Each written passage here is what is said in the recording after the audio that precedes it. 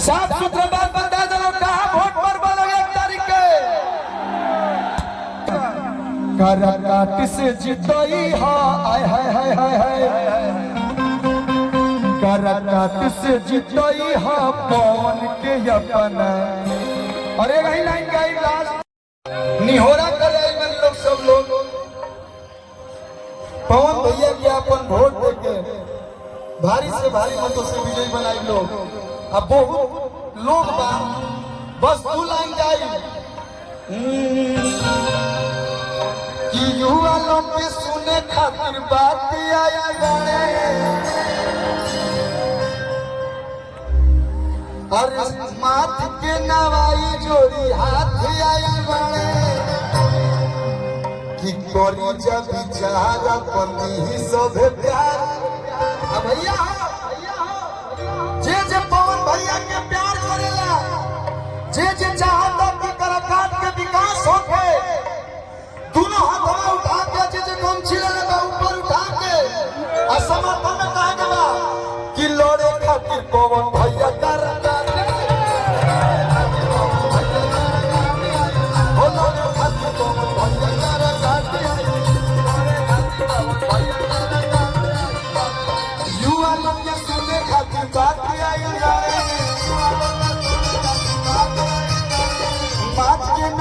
जोड़ी हाथ आई मारे, जोड़ी जब विचार पनी सब प्यार लड़े खातिर पवन भैया करकाट लड़े खातिर पवन भैया करकाट आई।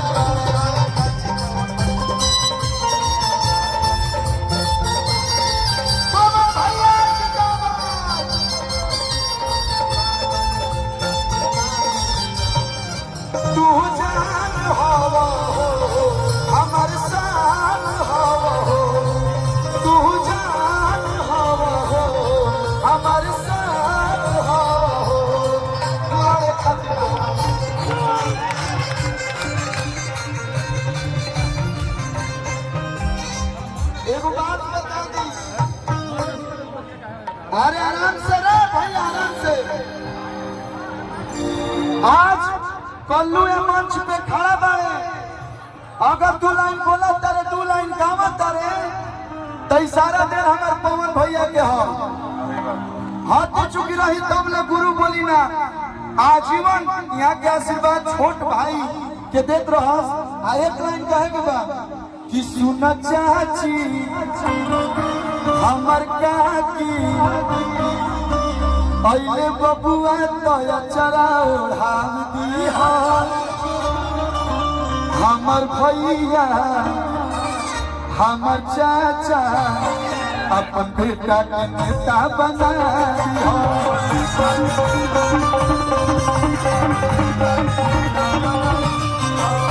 भैया।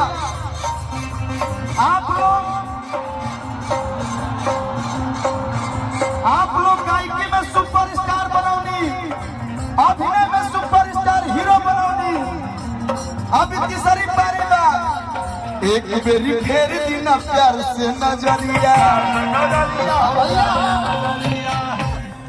जैसे भैया पिक्चरों में गाड़ी हाई हाई चलावे ले, हो सही एक करकाट में कहू रोड ऊपर खबर ना रही, चम चम चमके लागी गौआ बजरिया।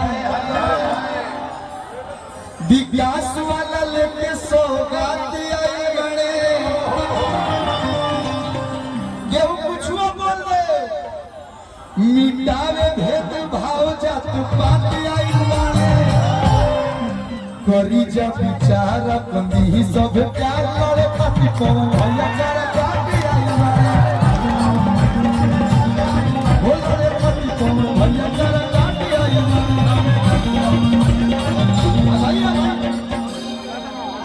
भाई। हमारा से सब लोग बड़ भाई बा,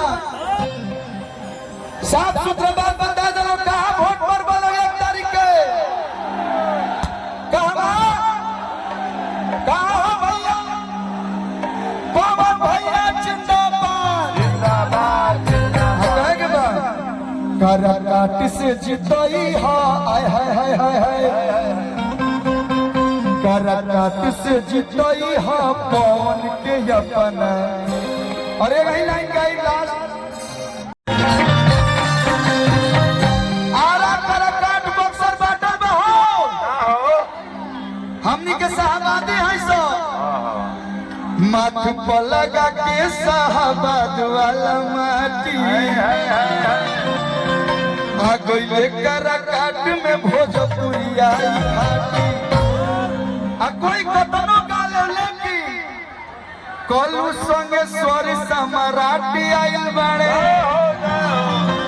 आसु प्रियांशु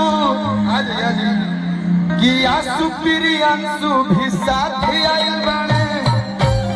और हम चाहतनी पवन भैया के तो आप लोग प्यार करें लोग भैया भैया कौन भैया प्रिंस प्रदर्शनी मेरा भाई आए हैं यादव भाई आए हैं आ जाइए सभी दल बल आए हैं एक बार दोनों हाथ में उठा दो फिर से हो भैया अकरी जब विचार पवन भैया करा जाती आई